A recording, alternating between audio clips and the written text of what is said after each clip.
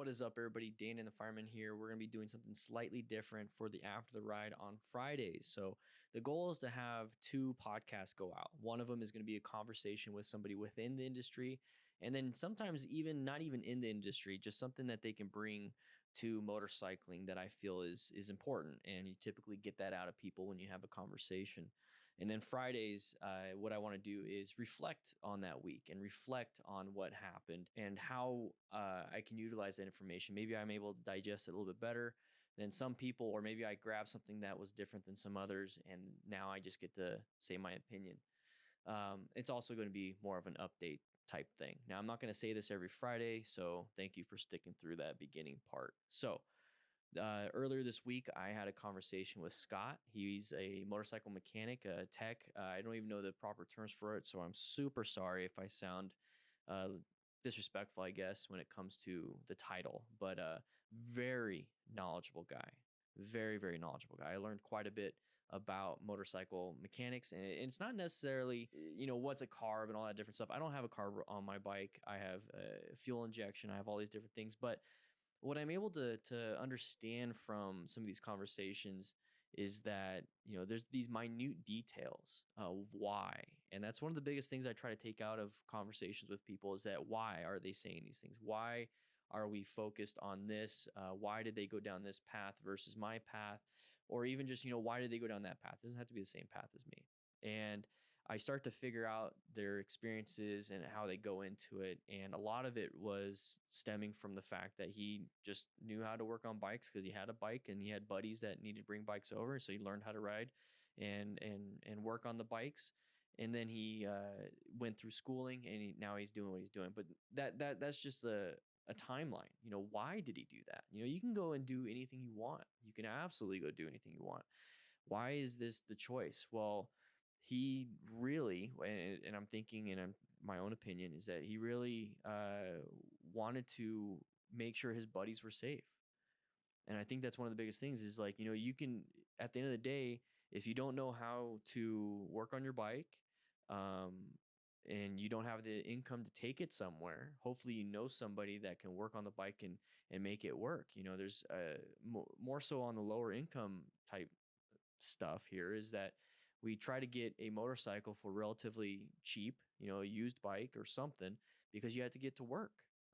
Cars are expensive. And it's like, you know what? If it's just me going to work and I just need to go there and come back, maybe get some groceries for myself, maybe you're just a single person, or maybe you have family, but it's like, I got to get there and back. But then if something happens to that bike, like your chain is rusted or, it starts making this weird noise, it doesn't feel as good, the brakes are a little bit spongy, you typically take it to somebody and I feel like Scott was, and once again, I'm my own opinion. I don't know if this is the truth, his truth, but it really did hit me this way. And his thing is, these people brought their bikes to me and maybe they don't have the income to take it to somebody, a shop that charges a lot more money, but they obviously have more, you know, checks and balances and stuff, which he talks about later on.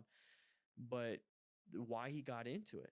And I feel that he got into it to help others with his knowledge, to take care of people with his knowledge of what he could offer, his service to others in his way. And it just grew from there. Because I think in order for something like that to grow, I mean, you could do something nice for somebody. You can show somebody something. You can do something for somebody they couldn't do for themselves, and there is going to be that appreciation. But then when you're so good at that, when you fill in an area where not a lot of people could do it, it really does bring a demand for it. Now, what you do with that and why you continue to do that, it really depends on your own personality. I mean, you can fill that demand and then charge a lot of money or take stuff, back. And that's one way of doing it. That's capitalism. And there's nothing wrong with that. There's another way of doing it is to offer it for free or for barter or discounts. But the main thing is you're filling that demand because you understand somebody needs it. And I think that's where he was coming from. I think he was filling that demand because they absolutely needed that. It was a lifesaver. It was an emergency for them, not for him because of his expertise. and he was able to solve a problem that they could not solve the problem or to solve that problem for themselves with or without income. They just couldn't do it, or they just like him, or they could trust him. And that's what really resonated with me. And that kind of goes back to where I come from in the fire service and EMS service, is that I'm solving somebody's emergency. Like literally, they're calling 911 for an emergency. I'm solving somebody's emergency. And it made me feel good. And I did it, and they didn't pay me, specifically. They didn't give me $100 or whatever it was for the call. I got paid by taxpayers and stuff because, we want to take care of other people. As humans, we want to pay taxes so that we know that our tax money is going towards the fire department, which will help other people. That's what I was getting at. But I feel that. I felt that. And I live it. And that's based on my principles of why I do what I do now. I focus on trying to fill something that people are demanding or need, but I'm not doing it to make an exorbitant amount of money or fame or any of that stuff. I do it because I genuinely enjoy seeing the comments and how people like say that my voice was in their head and they saw a car come out and they were able to move out of the way and be safe. That to me brings so much joy. So much joy. And I truly enjoy that. And I feel that's where he was coming from. And now this is where our paths really diverge. He is focused on his expertise. I'm focused on trying to find my expertise, to be quite honest. But he still comes from that serving others, helping others, keeping people safe in this path. His mechanical, I'm going to take care of the bike so that you know that when you go from point A to point B, the bike is not going to be the problem. You're going to be safe if you do what you need to do to ride appropriately, but your bike will not be the problem. And that's huge. That takes a huge burden off a lot of people. And then I'm over here where, like I said, the paths diverge. I'm over here saying, let me take care of you as a human. Let me take care of you as the rider to give you the skills to ride this machine, whatever machine it is. I hope you take care of it, but I want to take care of you.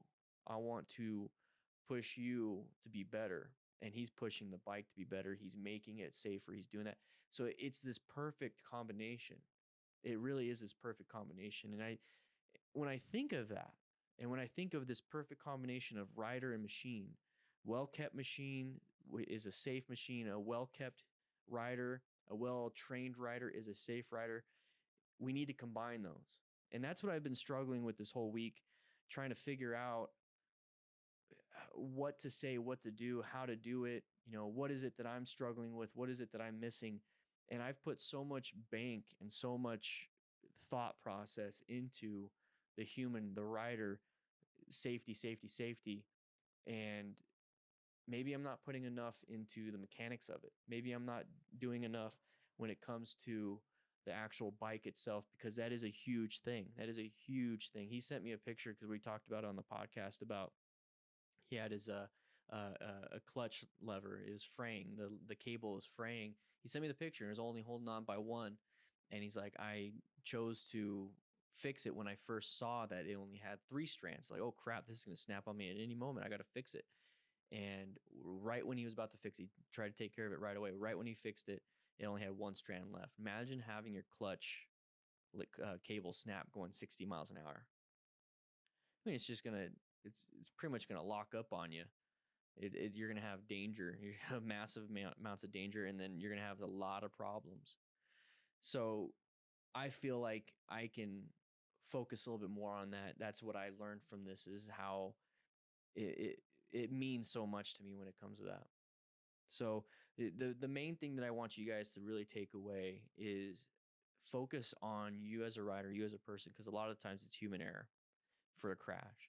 But don't neglect the maintenance, because you do want to do this for a long time and you want to have as much as you possibly can out of that machine. You want to use it as much as you possibly can. And the only way you can do that is if you maintain it, you take care of it. If you don't take care of it, don't maintain it, even if there is no crashing, you're going to start replacing parts, you're going to start doing this, and that's money that's taken away from your training, that's money taken away from buying proper gear, that's money taken away from your family. So you definitely want to take care of that.